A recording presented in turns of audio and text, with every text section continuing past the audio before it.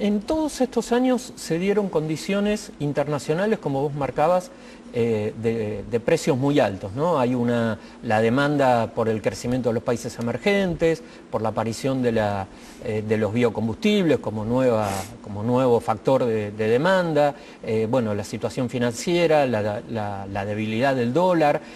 ¿Qué puede llegar a pasar si alguno de estos factores en los próximos años tiene menos importancia? Bueno, pierde competitividad todo el sistema. Hoy sigue siendo competitivo el sistema, sigue siendo rentable la agricultura en Argentina y por eso se sigue haciendo y por eso, digamos, esto no está creciendo la Argentina a pérdida de ninguna manera. Esto está generando buenos dividendos en la agricultura. Lo que pasa es que si la gran tracción ha sido el precio y el precio se cae, digamos, ya no hablemos de soja de $200, o de $180, hablemos de soja de $230, ya con los costos actuales, sojas de $230, o maíces que en lugar de estar en $185, deberían estar en 220 o 230, están en 185, pero si bajara a 120 o 130, pierden más competitividad todavía. Es decir, la realidad es que si los precios internacionales se caen, vuelve a haber un sinceramiento de las condiciones en que la agricultura argentina está desarrollándose y está pretendiendo crecer. Eso llevaría, desde mi juicio, digamos, desde mi óptica, a probablemente un parate, una situación de vuelta de endeudamiento, de vuelta de generación de contramárgenes, en donde empezaría a discutirse de nuevo el sistema productivo. Ahora, ¿hay algún mecanismo que para proteger el mercado interno, sobre todo, o sea, desacoplar los precios internacionales de los locales, de manera que los sectores menos favorecidos no reciban ese impacto? ¿Hay algún mecanismo eficiente que hayan utilizado otros países? Están estos mecanismos que tienen que ver con que los alimentos o el costo de los alimentos no se traslade, o el aumento del costo de los alimentos no se traslade a aquellos que no los pueden pagar. Está resuelto en el mundo hace 30, 40 o 50 años y es las famosas, la Secretaría de Agricultura americana destina el 70% de su presupuesto a las estampillas de alimentos, que son orientadas y dirigidas a aquel que realmente demuestra que no puede cubrir sus necesidades básicas de alimentos. O sea, va al consumidor directamente, no se protege a la industria. Exactamente. Con las retenciones lo que uno hace es pone un marco global para todo el mundo y le está subsidiando tanto a aquel que lo puede pagar como el que no lo puede pagar. Le está subsidiando a Barrio Norte y al Chaco formoseño de la misma forma, en lugar de orientar y dirigir realmente a aquellos que lo necesitan. Entonces, la realidad es que todos estos sistemas de subsidio generalizados muestran una gran ineficiencia y de alguna forma muestran una gran inequidad, porque trabajan sobre un sector enorme para privilegiar teóricamente a un grupo que realmente lo necesita y privilegia a otro sector enorme que no lo necesita. Entonces, esto está en marcha, hay experiencias en distintos países del mundo que se ponen en marcha y que son hoy, con la informática de por medio, muy fáciles de controlar, muy fáciles de ejecutar. Son sistemas que tienen muy pocas posibilidades de que exista corrupción o económica o corrupción política en el medio, con lo cual, digamos, el problema se soluciona y se soluciona de fondo. La realidad es que la Argentina no ha optado por ese camino todavía, yo creo que en algún momento inteligentemente lo deberíamos pensar, solucionar el problema realmente del aumento del costo de los alimentos para aquellos que no lo pueden asumir y subsidiárselo a aquellos que realmente lo necesitan, que muchas veces hoy tampoco les llega, tampoco lo están recibiendo hoy. Entonces, creo que es la alternativa y la posibilidad futura. Bueno, Gustavo, te agradezco por estar en Cosechas y Negocios y seguimos en el segundo bloque. Gracias a ustedes.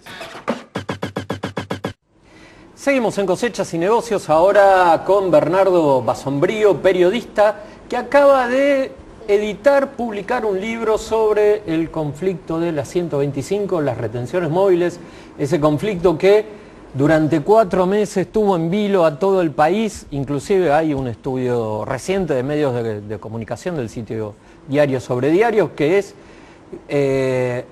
fue el tema que acaparó el mayor espacio de agenda en los medios de comunicación, mucho más que todos los que vinieron después. Bernardo, buenas noches, gracias por estar en Cosechas y Negocios. Buenas noches, Cristian.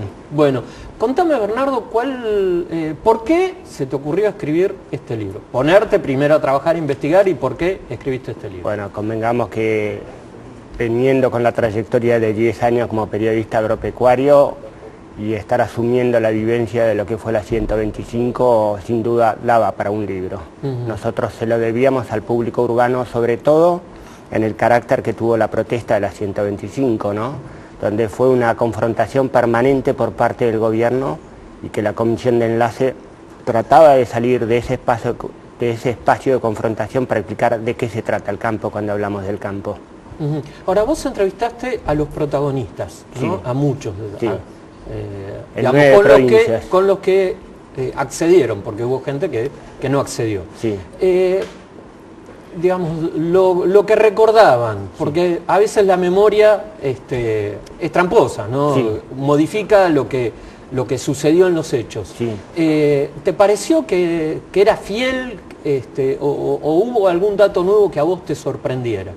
Mirá, hay una fortuna de haber empezado con el trabajo del libro en marzo del 2009 con la primera entrevista. Esto fue un tiempo idealmente maduro respecto de la protesta que había terminado en julio del 2008, porque dejó pasar la crispación y ya empezó a elaborarse hasta marzo del 2010, que fue la última entrevista, un espacio de elaboración no solo para los protagonistas, sino también para mí respecto de las entrevistas y lo que uno iba sacando ahí. No encontré sorpresas en cuanto a sí, fíjate, la mayor en todo caso y dentro de lo que puedo llamar el trabajo es haberle puesto la coma al título del libro, ¿no? Coma positivo, no a todo lo que veníamos viviendo en política, no a esa forma de gobierno, positivo con la protesta del campo, la nueva apertura y la idea de mirar hacia adelante. Ahora, vos decís que querías un poco escribir este libro para relacionar al campo y a la ciudad, ¿no? A los sectores urbanos. Algo que nos sorprendió a quienes también trabajamos periodísticamente durante ese momento en que mucha gente empezaba a hablar en los medios de algo que nosotros desde hacía tiempo veníamos hablando, ¿no? De la soja, de la ganadería, de las vacas, del trigo. Muchos lo descubrieron en ese momento. ¿Vos creés que realmente después de ese conflicto, se fortaleció el vínculo entre la ciudad y el campo o quedó olvidado? Mirá, el vínculo se fortaleció en cuanto a que hay un mayor interés, punto uno. Punto dos, una de las premisas que trata de cumplir el libro es aclarar a ese público urbano. No olvidemos que la dinámica de la protesta tuvo tal velocidad que hubo mucho espacio por el que la gente, sobre todo el público urbano, no entendía qué sucedía cuando el campo habla. Lo que se entiende usualmente como que es una queja del campo, en realidad no es otra cosa que el pedido de una política agropecuaria, que, vale decirlo, no solamente es este gobierno, sino la autoridad política usualmente desestima esa política agropecuaria que reclama el sector. Entonces, en el libro tenemos el espacio de reflexión suficiente como para comprender de qué hablamos cuando hablamos del campo, cómo se entiende la política agropecuaria, que hace una observación también sobre aspectos de educación, da cuenta de esa falla de comunicación interna en el sector agropecuario y externa también hacia el público urbano. Espero que el libro pueda cumplir esas aspiraciones más allá de las consideraciones finales que hace y que son a las que arriba un lector cuando termina con eso. Ahora, vos también entrevistaste a los autoconvocados, ¿no? Y a los productores que fueron protagonistas, casi que yo creo que si no hubiera sido por ellos, me parece que este conflicto no hubiera llegado, no hubiera tenido la duración que tuvo, por lo menos por parte de los productores, más allá de los errores políticos del gobierno en haberlo fomentado y no haber intentado una solución. ¿Cómo los viste a los productores que salieron a la ruta? Mirá, el gran denominador común de los productores que salieron a la ruta tocó el tema de la dignidad personal. Ellos, más allá de una cuestión del cansancio y el agotamiento de seguir reclamando y venir sufriendo un antecedente en ganadería, trigo y lácteos para después finalmente llegar al tema de la soja, fue la gota que rebalsó el vaso, como se dijo en su momento. Ellos salieron con mucha convicción y además hay una línea central subyacente a lo largo de esos 129 días que tiene que ver con que el campo rompió ese paradigma del no te metás.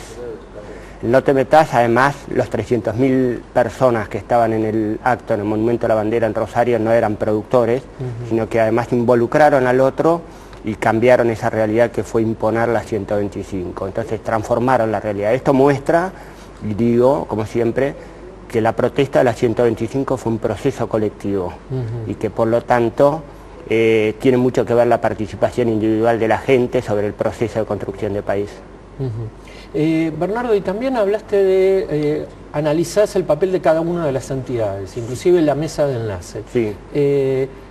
Uno la impresión que tiene es que si no hubiera existido esta resolución, la mesa de enlace no hubiera durado.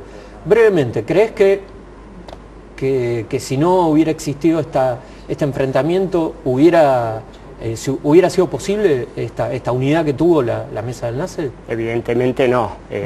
Fueron impulsadas desde las bases hacia una exigencia de unidad y de un rumbo. Pero más allá del aspecto del romanticismo que pueda tener esa lectura de la unidad, la Comisión de Enlace debe ser consciente que ese capital político y social logrado por el actor campo no es de esas 4 personalidades, más allá de que pueda llamarse con nombres y apellidos. Porque adquirir con perspectiva histórica el proceso que se está viviendo como persona es muy difícil. Entonces vuelvo sobre la base. Es un proceso que responde en todos y que justamente tanto hay responsabilidad por la dirigencia de la Comisión de Enlace como de las bases de que esto se mantenga en un rumbo. Bueno, Bernardo Basombrío, te felicito por tu libro No Positivo, un gran aporte para entender lo que pasó en el conflicto por la 125. Gracias, Bernardo. Muchas gracias, Cristiano.